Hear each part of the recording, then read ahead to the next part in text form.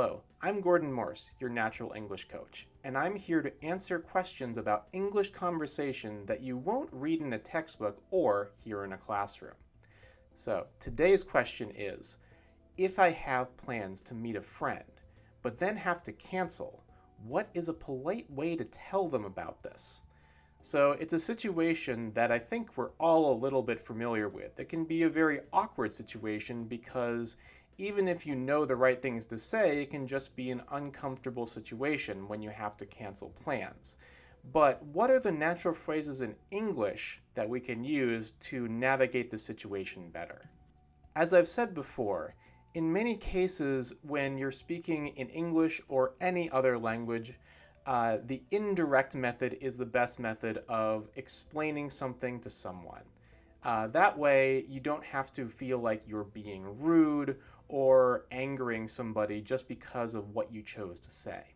You don't have to lie, but you also don't have to tell the entire truth of the matter. So, a couple of phrases that you can use are, for example, "Sorry, I'm not going to make it." This is a phrase you can send by text or tell someone directly on the phone if you have to cancel your plans with meeting somebody. Another phrase is, "I don't think I'm going to make it after all."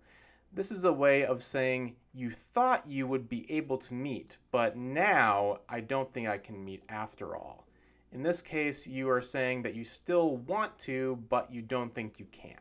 Here are another few phrases that are very natural to use. You can say, "Something just came up."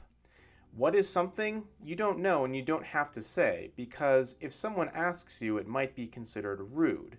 Therefore, you can just say something has come up as a way of politely saying that you are not able to make it. Another natural phrase is, "I've got a schedule conflict." You don't have to say what the schedule is or what is conflicting, but it's just another easy and indirect way to let people know you won't be able to meet them. Finally, we can say, "I need to take care of something." Again, indirect and vague. Something. What is something? They don't know, and maybe you don't know, and it doesn't matter. But again, it's a natural way of saying this that everyone understands and expects. So instead of canceling your plans, maybe you just need to delay your plans because you were a little bit late.